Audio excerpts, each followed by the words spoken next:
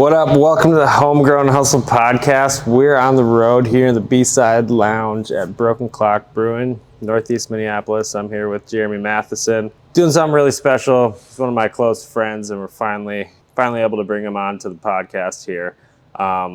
We got a really cool event going on in a couple weeks away now. So before we get into any of that, I kind of just wanted to talk to Jeremy a little bit about what is Broken Clock, because we all know the taproom brewing scene. It's become a lot more popular within the last 10 years, and it's really what makes each one of these different. Obviously they brew different beers, but Broken Clock is a special place in my heart. But I think before we get into any of that story, let's talk about Jeremy's the why behind it, because there's a really deep, powerful why behind all of this. For sure. For me, it was all about creating a business that gave a voice to people.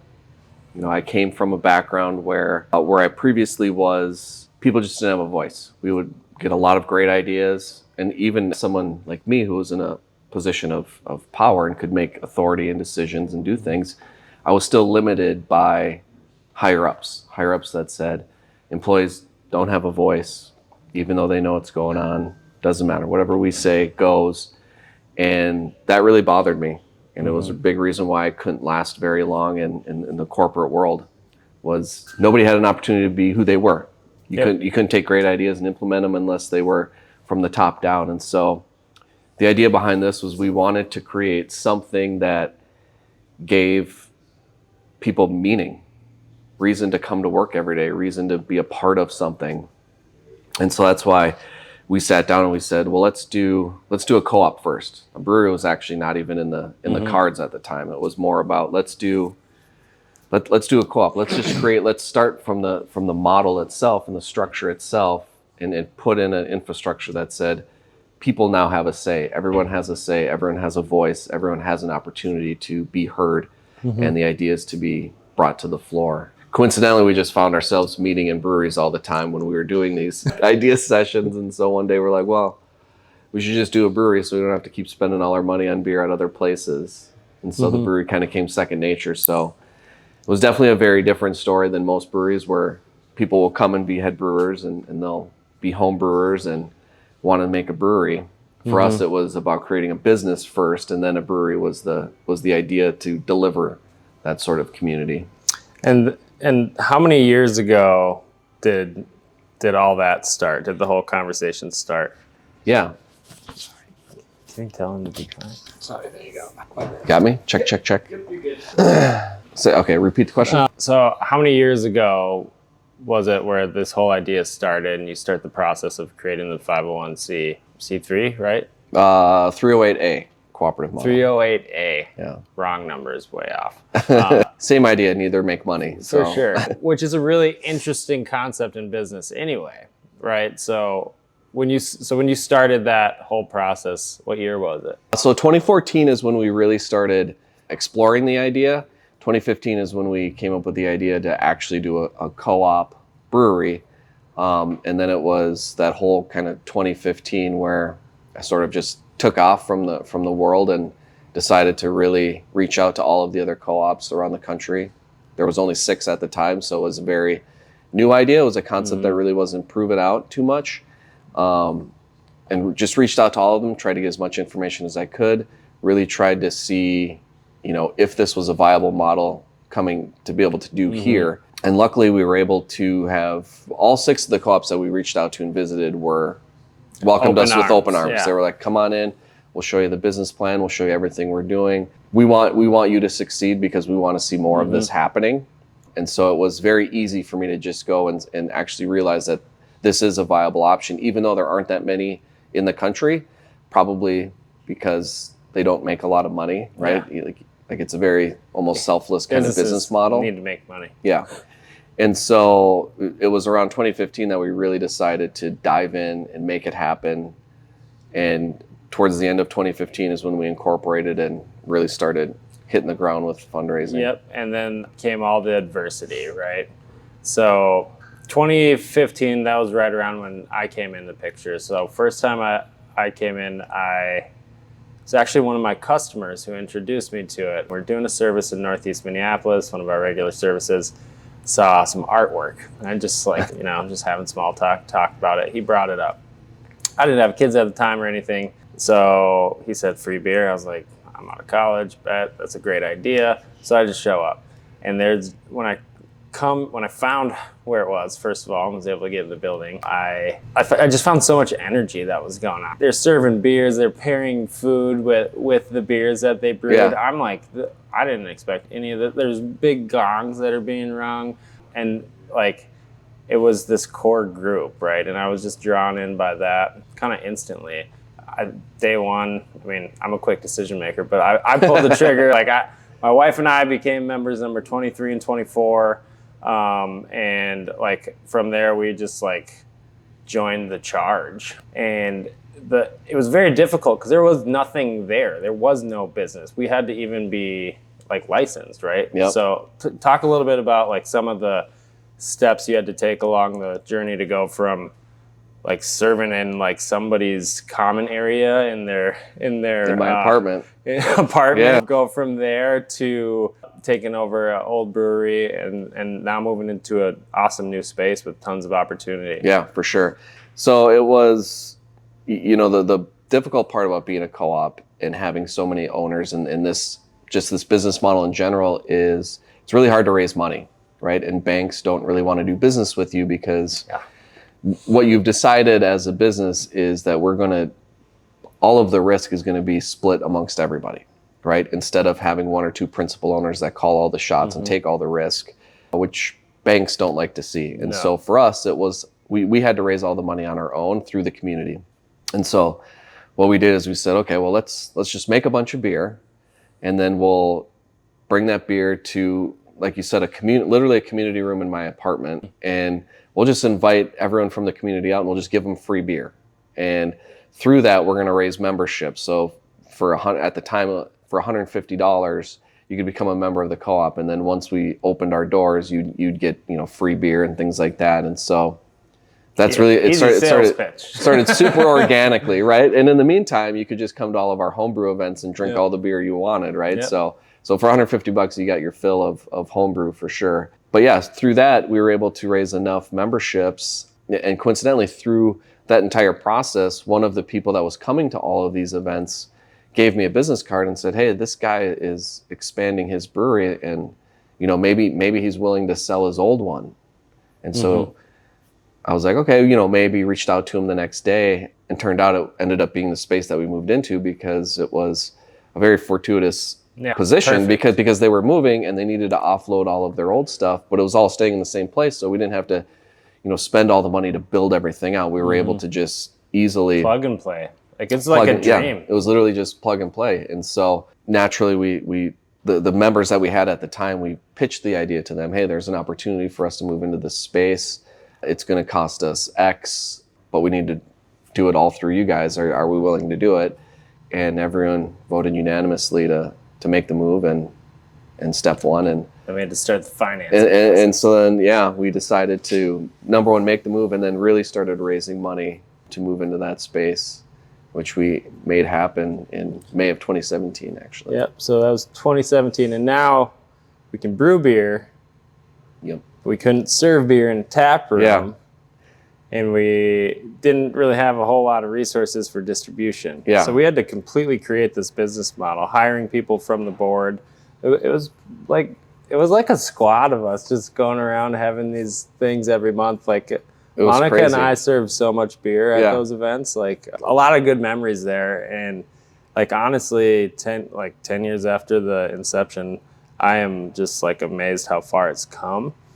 But really more impactful to myself and my business journey, like being part of that board the first 2 years and like seeing what a community and collaboration can do for a business, because the business is so integral to those communities that we serve, right? And Broken Clock was the first business I really experienced it where it was like that was the focal point of it. And then you get to see the power and be around those conversations. I learned some things that that kind of made it difficult too when everyone gets to say it. Now Absolutely. everyone has an opinion, and maybe they're not the best one to have an opinion on that. So I definitely sat through quite a few board meetings that went over a couple minutes, right? Still do. But now look, we're here. You got to that point where the community has supported it so much. Now we have a real thing, right? Now we have a business, a tangible asset. Yep. And then what were some of the hurdles that you were facing there? And then how did you kind of handle that and navigate it when really you have this community of peers, because they're all co-owners, and you have to manage the emotional and relational side of it as well? Yeah, that is aside from having to raise all the money and going through all of those challenges, that is really a big challenge, is trying to make sure that people feel heard, even if their ideas aren't implemented, right? When you have literally over 1,670 member owners, they all have ideas and they all have a voice, and most of them are not afraid to let you know what those are. And, part of the balance is, as a core team here that run the day-to-day operations, like we know this industry in and out now, because we've been in it. It's been part of our lives for the last 10 years, right? And so a lot of times what we do is we'll get people that'll have ideas, and they'll come in and say, hey, you should do this, you should do that. Like, that's my favorite quote. That's my favorite thing, is everyone comes in and says, you should do this, you should do that, and all.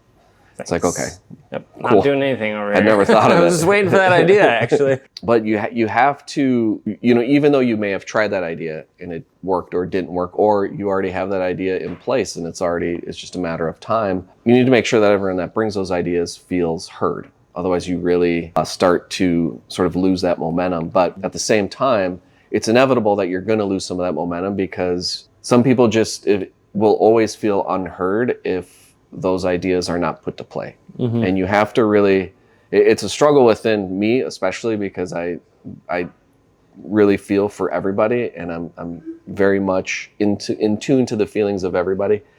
And so when I can't implement ideas and people are like, well, you're not listening to me, you don't appreciate me. Feel it. Yeah, it hits me. Tears you up. I'm like, I do appreciate you and I do feel you, but for this reason or that reason, we just can't implement this or do that. But you still appreciate those voices, and you still want those voices to be heard, because that's the entire point of the whole thing.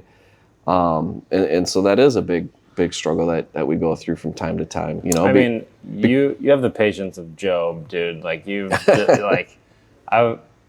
had so many conversations over the years where I couldn't be in your shoes. I don't know a lot of human beings that could do what you've done. Yeah. And kind of be the one with the steering wheel in hand while you've got everybody on board backseat driving. Yeah. Now, that being said, one thing I've noticed about you is you have this ability to communicate a message and a real vision. You and then one of our other close friends are kind of the two members number 1 and 2, right?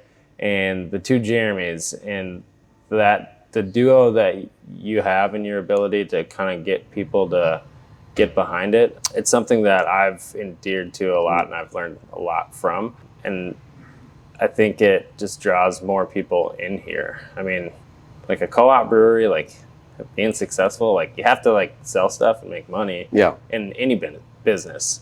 And now you have to do that, plus make sure everybody that's involved in that is kind of okay with it. And I remember right off the bat, once we got into that brew space, now we had to figure out how do we really make money here? Yeah. Right. So walk me through some of what those conversations were like.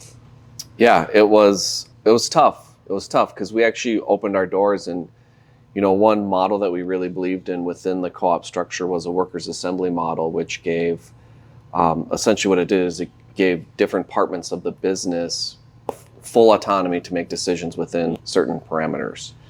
And in order for that to truly work, is it forces you to pull your ego out of everything you're doing and really set aside anything you have from an emotional standpoint to be able to understand everyone's ideas, opinions, and differences, right? And to say, even though you don't agree with what we're implementing or what we're thinking, understand that it doesn't have anything to do with you on a personal level, but so hard more for so. people. And it is hard because, you know, our natural instinct is to get offended, right? If someone calls us out for something, we naturally just get offended, right?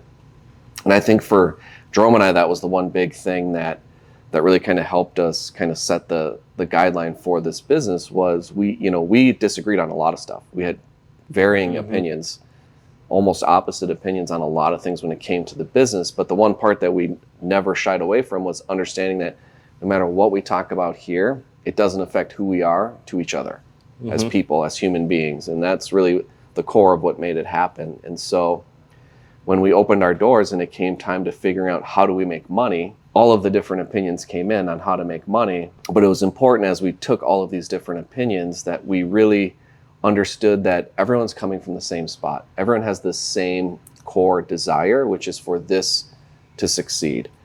And it was tough because we had to turn over half the staff almost right away because people couldn't really buy into that. It was very much, this is how we're doing it. There's no discussion.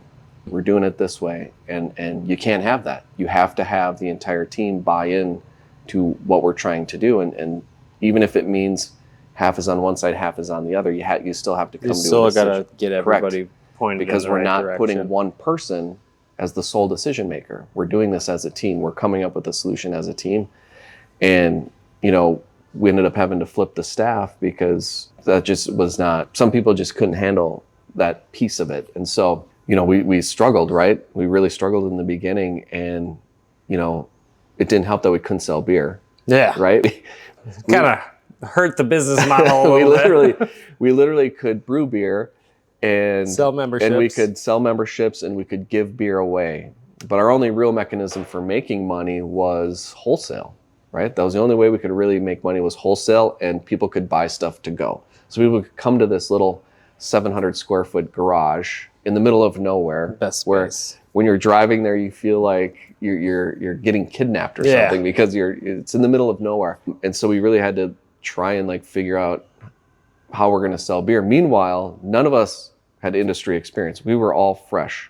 So trying to go out there and sell kegs to businesses was a struggle. Hilarious. On top of that, we couldn't really sell to liquor stores because we didn't have a canning line or anything like that.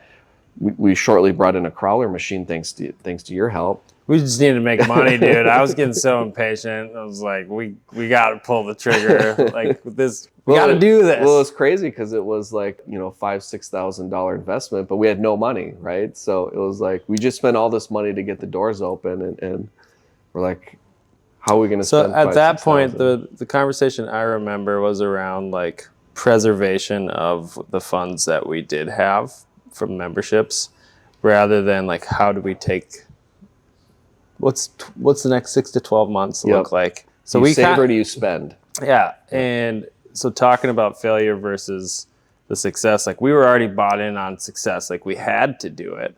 It was just a matter of the funds. So it wasn't that big a deal, but it did open the door for us to be able to have a tangible asset that more people can sell. And we could, at that point, what we could do now is take it to liquor stores and we could sell a product there. And that's something that we were missing, is that smaller sale. Time out. How much time do we have on all this? Like We're at 21 minutes right now. I mean, like Battery wise. Oh, you're good. Okay. You're good. I'm just saying, if you like leave them on without shutting them off for certain Yeah, like 30 minutes goes by, and then it's like that's 30 minutes you don't get. Yeah. So I just want to make sure we keep that in mind. So now there's new revenue streams that we've been able to add to Broken Clock. Still really trying to steer the ship and get everyone focused on a vision that we didn't clearly really have that path, right? So we were in this period where we had to learn so much. And I mean, you were full time, like you were actually in it. I just got to come drink beer on the weekends and like tell other people about it. So tell me about like when, if ever, was there a point where you're like, okay, I think we've got some money coming in? Like there was like was there ever like a breath where you kind of felt like, okay, we turned a page or we're like legitimate type of thing? I never feel that way. Never. Still in the weeds, man. I don't know. We could be a $1 billion company and I might not feel that way. But I think, the big thing was, going back to kind of when we sort of turned the staff a little bit, right? Like we really started to focus on bringing people in that had the mentality of true trust, right? Because we suffered a lot in the beginning when we weren't able to sell product. You go out with a new product to market, and if people don't know it, they're not going to buy it. And there was no shortage of new breweries. And there was breweries popping up every weekend, right? And so it was a fun time, though. It was a great time. But being in the actual grind of the day to day, and people being like, well, if you're not selling beer, then you must not be trying. It's like, no, we're definitely trying. We're definitely hustling. We're doing everything we can. But we started to pick up momentum. Once we really started creating crawlers and selling to liquor stores, we now started to build up a slow base. And we sort of scaled things down and really just started building on that really, really small core. Built out the wholesale.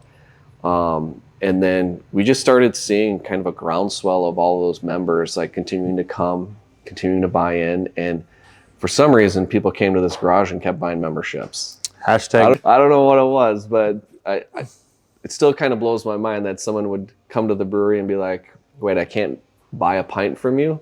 Well, here's $150. So like it was like the novelty of that almost, like, because at that point everyone was getting into beer. Like I almost feel like we're looking for those places that were like bomb ass beer, but not like pristine and like maybe a little more rough around the edges, like. It was the real garage feel. People are still that way. A lot of people are still that way. Because there's some good beer there, man. It's just like the business side of beer. Everyone talks about, it's low cost to produce a unit. And then like how much you make afterwards is just like the ROI is massive. It's like, like all the state regulations, like all the city regs, like all, and then you once add the everyone co-op, gets their piece, like forget it. And then there's just so much to a business just right with that, and then you add the co-op component to it, so it minimizes financing, right? So as you grow and you're like, we need a tap room. Well, to expand, you need to finance stuff. It is such in general, the brewery industry is such a capital intensive it costs a lot. And you got to like check boxes and follow rules. So I remember at that point I was like just out of college, was kind of running Abracadabra, not really. I'm like, whatever, I'll sign. I'll co-sign this loan, whatever. I had no idea what I was doing. Don't do that. But for myself, it never really impacted me. But for certain people, like that, there was like major concerns and things that changed in their life by like pouring themselves so far into it, right? But the amount of passion that was there, it created like such a family vibe that even like now where I'm out in the suburbs, a lot of people are here in Northeast or the Twin Cities from that core group. And we might not hang out all the time, but when we see each other, it's like right back to that kind of vibe, which is beautiful, man. Like I'm incredibly blessed for that. And it's super cool that Broken Clock is like still in business. Like, honestly, I like when I had to take a step away, I was like, I don't know, like there's so many new people there, new things. I just had a kid, but I trusted everybody. I knew like with your business experience and being so passionate about it, I knew that there was upside. And now, like, so fast forward a little bit, you expanded into the tap room, really again had to go into the community for the fundraising and backing and getting really creative with all these different things. Like I think if I want to get like really deep with it, like the business and the inception and the real motion for me started to happen when we did that we like went to like a cabin type of thing, like everyone that was on the board retreat, and that like kind of immersed me into like real business, honestly, and my wife as well. But through that, like I could see what it was, and I just bought into it and did whatever I could. And now like the support that my business gets from that community is amazing. Like you guys have a tribe of amazing people here in the Twin Cities, and you're continuing to grow. Now we got awesome events coming up too that we'll talk about in a bit. But like, as you're growing, like, were there like a couple things that if you could go back and like maybe change, like what are some of those things you wish you knew? The growth was the big thing, right? Like we were really eager. I was really eager to grow. Like I really, as we were continuing to start to really see success, I felt this need that there's clearly a community need. There's clearly people want this, and there's a desire to grow, and there's opportunity to grow. But what we should have done is we should have really taken a slower approach to how we grew, instead of trying to amass all of this debt and this liability on top of it, and really just taking more of a slow roll approach to growing the business. Maybe it wouldn't have worked, I don't know. But I think looking back on it, just saying, there's an opportunity there. Everybody wants to take it, so we're going to go seize it, instead of really sitting back and saying, is this really the best long-term solution when it comes to, debt equity ratios and all of those pieces, versus just saying, you know what, let's go for it. There's an opportunity. I don't know how we're going to do it, but we're going to do it. And there's something to that, but like the financial positioning as you continue to grow, like some of those decisions, like they can have really long-term effects on everything. And like, so the pivoting early on that's really bad. That Yeah, wait a second. might have to get another beer. That's pretty good. Thanks, buddy. So the like with so many ideas, like pivoting. All right, I think we're good. So with all the ideas coming in, like there's these constant problems that you have to identify, address, decide on whatever the best idea is, and then go execute. So leading that charge over and over, I think, is something that's really impressive about your skill set, and then managing like the emotional side of everyone on that team.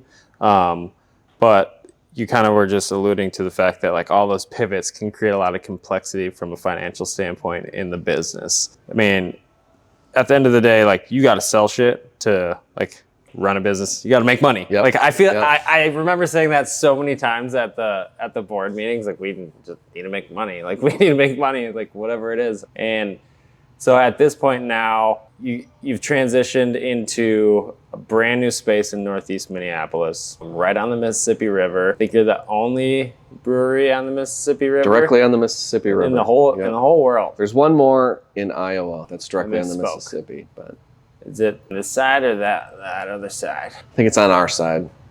Bummer. I think it's on this side. Could be wrong. Major bummer. Anyway, so right there on the Mississippi River, Northeast Minneapolis, communities like full support. What's the vision now for Broken Clock? Like all that adversity, the complexity that you've had to overcome, probably learned some things the hard way, but through that you've created a lot of change, and you've inspired and really like helped people like myself grow and improve, and left that lasting impact there, which for me is what it's really about, right? So moving forward, next 5 to 10 years, like what's the vision for Broken Clock? For me, I believe it's about using, now that we're starting to get into a position where we have a little more flexibility, we have a little more financial means because we're bringing in a lot more money, it's really diving back into the core of who we are as a community, and really getting back to spending time in the community, supporting the community, doing community-oriented events. We have an awesome event space, so lending ourselves to having this space be really a conduit for community, and teaming up with nonprofits and organizations that sometimes can't afford space, but we can offer space, right? And really sort of getting back to the ethos of why we started this business in the first place. But we had to get away from, or it felt like we got away from a little bit when we were so focused on only making money. Well, I mean, you're kind of in the weeds sometimes though, right? Because you got to make stuff happen, or all this stuff doesn't happen. So for me, that's what it's about. It's about really getting back into the community. And part of getting back into the community, you can still do those fun things that make you money, right? Like getting into hemp-derived THC beverages, right? Because not everyone drinks beer now, right? So you get into that. You get into non-alcoholic options and having a non-alcoholic cocktail program, which I don't know anyone else that really has a really robust NA cocktail program, but we do because a lot of our community doesn't drink, right? And so a lot of it is getting Which I think that. is a fascinating concept. You're like, there's other people out there. Like, take me to that, where it's like we need something for the NA side of things. Like, how did that kind of like become a thing? Well, a lot of it was, I'm kind of a junkie for research. And so like I am always reading trends, looking at what's next and things like that. And what we saw is we saw a lot of the younger generations not consuming alcohol as much.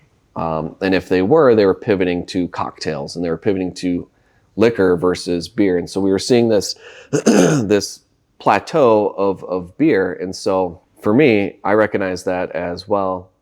This is a trend that we're seeing, and it's a trend clearly amongst our community because our community is what sets the trend, right? And again, it was going back to saying, well, we got to do something, right? We don't want to alienate people. We have to do so. We have to have, right? Because when we did our beer, we had 20 lines of beer and people thought it was the craziest thing. But for us, it was, we have to create something for everybody. Yeah. Not everybody drinks IPA. Not everyone drinks stouts, right? So, but we have to have something for everybody. So we're going to make a lot of different beer and have a lot of different options. And it became this thing where we said, well, now it looks like people aren't drinking beer as much. We're a brewery, but we still have to have options for other people. And so we really dove into this idea of, well, let's do something really cool with non-alcoholic options because now people aren't drinking beer, but we can still do something really cool, right? Yeah. It just doesn't have to be necessarily solely focused on beer. And so that was when we were like, for me, I love cocktails. Yeah. Like that's Well, it's not the love. that's right? where my heart is. And so I was like, all right, well, F it. Let's do some NA stuff. Let's do some cool NA cocktails. Let's make a cocktail that's non-alcoholic that actually tastes good. Yeah. Right? Because a lot of times you can go That's a good point. you can go and you can get stuff that is non-alcoholic and it tastes non-alcoholic, right? But let's try and like figure something out. So we spent a lot of time consuming a lot of NA spirits to kind of come with ideas that we really wanted to do. And then, we released a NA cocktail line. It's not about the let's get drunk. It's like the ethos of Broken Clock and like the tagline, if you will, was like where time stops and community begins. Correct. And I think it's beautiful because like what do we do as humans? Like we come together around certain things, food, drink, campfires, like all these different things, right? But beer was something where you've met the community like where it was at, and we continue to do that. Yeah. So like in the future, I don't think you guys are planning on pivoting to any new locations. You're going to be here on what street is this right here? Marshall, right off of Marshall, on the east side of the Mississippi.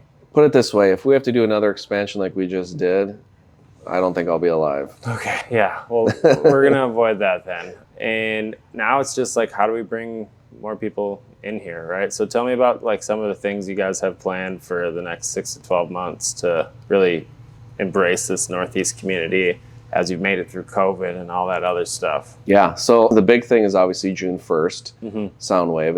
It's our first ever music festival.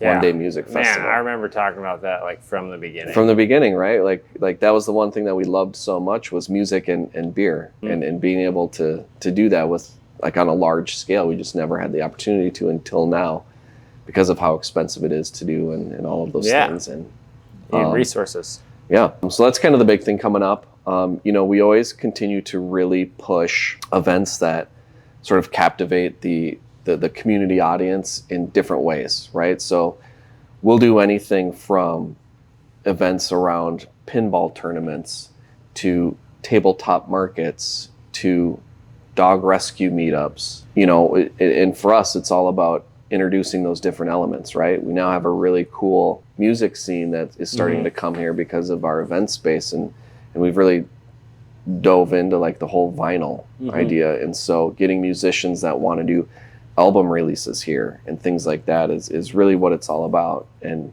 spending time within the community, right? Like now we're an integral part of the Sheridan neighborhood itself. We have a seat on the board of directors over there. And all of that time is spent doing activities within this hyper-focused community. So we do, we're sponsors for all of the food drives. We're sponsors for neighborhood cleanups, invasive species along the Mississippi. Since we sit along the Mississippi, we spend a lot of time actually working on that and making sure that we're getting rid of all of the invasive species that were there, replanting natives and doing all of that. And so that's really a big part of what we're trying to do as far as an event standpoint, is bring events that the community feels like we're not a burden, right? Because a business like ours that has customers, we create traffic. We create a lot of those things that normally would annoy a neighbor. And so we have to be really conscious of the fact that we're here to be an asset to the community and not a burden. And so that's where we really activate the community and spend time through the neighborhood organization to say, how can we help you guys? What does it take for us to really make you feel like if we left, you would be disappointed? And so that's kind of where we gear a lot of our events around. And that's kind of what you're bringing focus to now. So I think that's something that a lot of businesses could take and learn from. Like, if you had to give some advice to somebody who's looking to engage their community and demonstrate the support they have for the community and appreciation, like, what would you tell a business to do? Find your local neighborhood organization, go to the meetings, invite yourself, let them know who you are, and don't be afraid to get that feedback. Don't be afraid when someone from the neighborhood, Phyllis from the neighborhood comes to the meeting and says, you're causing traffic and parking problems, and say, understandable, how can I help? How can I help, right? And sometimes, and we're kind of going through this right now with traffic, not because of our business, but helping another business with traffic, because Marshall Street used to be a big passway for large trucking. There wasn't a lot of urban. It was all industrial. And so now we're really, really working hard with the neighborhood to make Marshall Street safe, right? Because even though it's 30 miles an hour, people still whip up and down going 50 miles an hour, and the streets aren't adequately made to be able to handle that. So you see a lot of accidents and you see a lot of close calls. And so it's us sitting with the community and saying, how do we help? This is how we can help. We can be advocates to the city of Minneapolis, to the Department of Transportation, and say, we need to put crosswalks here. We need to do streetlights. And we are fully on board with helping the community accomplish that. Well, and really, that's part of your superpower, and something that Broken Clock has demonstrated over time is we can take these different opinions and opposing ideas, and we can identify, hey, this is a problem. How do we solve it? And then let's come up with some ideas, then decide and execute. And so I'm really excited to see what that looks like. I know you joined our networking organization, which is awesome, and that's already making change. We're dialed in with Pause for Pause. So this event on June 1st. The other thing that is there's so many dreams coming true. I gotta check the stars for June 1st of 2024, see what's going on. But the festival, from the inception, I wanted to have an Abracadabra beer. I think we're the only pest control company in the world that's got a beer. It's obviously pretty good. Mine's almost gone. So the Abracadabra Kolsch, we'll be doing a custom release, or custom brew and special release, limited there. So I'm going to be served at the event. I'm hoping we sell enough for it to just be a staple, because that'd be awesome for me. But I love regardless, we're going to have some specials, some 4-packs. We'll be giving those out. Is there anything else you want to tell the community, anybody listening, about Broken Clock and why it's an awesome community to be part of? Well, the big thing is, because you actually have a voice, you get an opportunity to have a voice, right? And what we take a lot of pride in is the ability to be involved as much or as little as you want, right? You can come in and if you become a member and you just really like tap rooms and drinking beer, you can do that. But as a member doing that, you just get discounts on all your beer, right? You make your money back plus some. So even kind of like Costco, right? So even if you want to be involved on that small of a scale, no problem. Here, we got something for you, right? You're still going to come out ahead. Or if you actually love the business side of a brewery and what's going on, or you're intrigued about it, you get the opportunity to actually be a part of policy change within our brewery. And you can run for the board of directors, and you can serve on the board of directors. And, you can be as high up as literally the president and the vice president of our board of directors and literally be the bosses of me, right? It goes all the way up to that. So, that's really kind of the cool part of this whole thing that we created. And that's what I always tell people, like, you can be as involved as much or as little as you want, right? Mm-hmm. And you have the ability to vote on things. You have the ability to have your say in anything, or just pitch ideas, right? Like, we have a membership engagement committee that literally meets once a month and just listens to ideas from the community to say, oh man, it would be really cool if we did a book swap, right? There's a lot of people, we love books, and we can do a book swap. Let's freaking do one. Awesome. We're going to do one. Saturday. It's a great idea. A lot of our community ideas and a lot of the ideas come from different members of the community, right? And sometimes it's really cool to get ideas from, I don't want to say outsiders, but people who aren't entrenched in our business, because they'll deliver ideas that you're like, I had never thought of that. Yeah. No other brewery's doing it. Yeah. Let's try it. Let's see what happens. I mean, and that's like the value of like business consultants and like outside perspective is like you zoom out and you get like a 10,000 foot view instead of like dealing with Phyllis. Yeah, right? exactly. Exactly. All right. So social media, I know you guys got a lot going on there. We're going to be talking more about Soundwave. How many artists do you have coming to that? We've got 6 artists attending Soundwave. It's going to be badass. 6 amazing local artists. Abracadabra team will be there. We'll have some other vendors, right? Yep, we've got several vendors. Abracadabra, you guys, our main sponsor, which is awesome. It's a dream come true. Finally. Huge. Well, and for us too, man. Like like I said, you were the first person I called and said, "Hey, we're finally doing it, man. And I was like, if you want in here." So it's great having you guys, because then we get to finally make a beer together. We get to do the whole thing, and we're gonna see these cans on shelves in liquor stores, which is I'm pretty cool. Super excited. Well, thanks again for coming on the Run Hustle podcast, Jeremy. We're gonna have you in studio to do another version there. As far as like social media, you guys are on like Facebook, TikTok, all that kind of stuff. All based right here. You can Google them, like they're Google official, so you can find them on Google. And honestly, I'm a little biased, but I'm kind of like pretentious when it comes to beer. Broken Clock brews some of the best beer in the state. And thank you. Other breweries say that too. So time after time, quality beer, amazing experience, and even better people. So absolutely. Thanks again, J-Dog. You're my spirit animal. Love you, dude. You're my guy. Sweet. One thing I wanted to ask you about, and I was just kind of like looking around. What's your relation, or do you have inspiration from old like records for beer? We didn't even talk about B-side lounge at all, did we? Do you see that? Looks like this. So I was like, so was there a correlation there? You guys influenced from that kind of? There really wasn't in the beginning. Talk about the artwork for the cans. Yeah. So our artwork, we've always tried to do everything as community driven as possible. And so a lot of our artwork, especially in the beginning, all of our artwork was done by different artists within our membership and within the community. Great concept. Great concept. But like from a practical standpoint, extremely difficult. It's hard to execute, because you've got deadlines, you've got parameters, you've got all of these different things. And so we still do some of our artwork from the community, especially when we do like a lot of these charity collaborations. Like we'll allow their art teams to kind of come up with things. But now we sort of have one sort of main artist that does the majority of the artwork for stuff. And in the old space, we never really, we didn't have this sort of ability to have this like space. And so we didn't really lean too much into music. Like music wasn't really the thing. And that was mostly because, all of the ideas were funneled through everybody. And I'm probably the only one who's like hyper focused on music and vinyl specifically, like just have an obsession for it. Yeah. And so that's why when we built out this, that was the one thing I was like, I'm going to do my vinyl lounge, right? Our event space is going to do this vinyl lounge. And I remember coming back from your wedding, talking about it. Down in New Because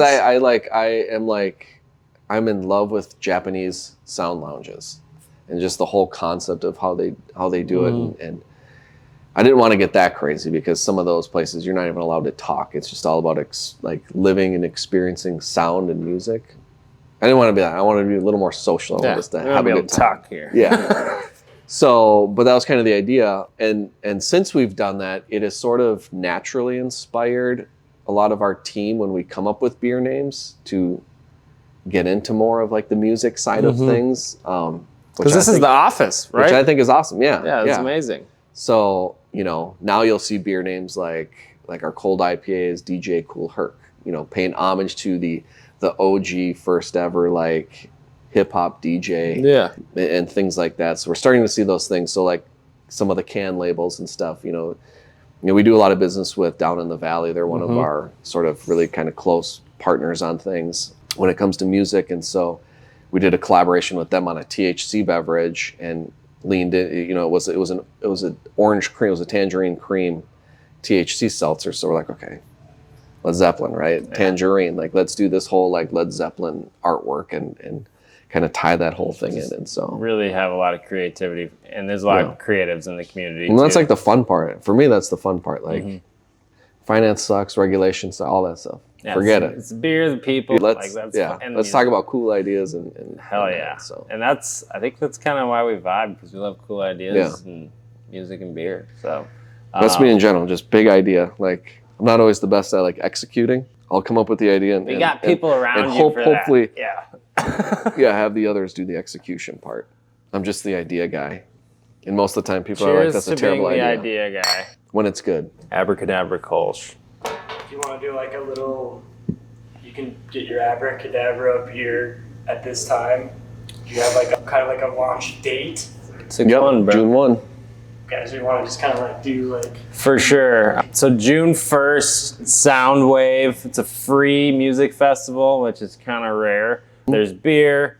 It's family friendly. There'll be music. A couple thousand people are supposed to run through. We're also doing a fundraiser for Paws for Paws, which is an awesome nonprofit that helps dog rescues and cat rescues and really helps that whole community. So big heart over there. But as far as the Abracadabra Kolsch special release date, 6/1, it's going to be in stores. You're going to see it around here more. If you hit me up, we might be able to get you some, but just come buy it at the event. They're probably going to run through it because there's going to be so many. We're going to sell a lot. It's the official beer of Soundwave. The official beer of Soundwave, and it's the pest beer of the summer. See what I did there? That was good. Damn, we're going to go check out the canning. We'll have a whole bunch of awesome video, and really looking forward to everybody getting to try this on June 1. Solid.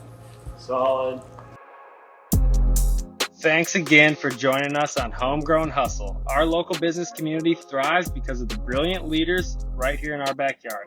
And it's been an absolute privilege to provide them with a platform to share their invaluable expertise.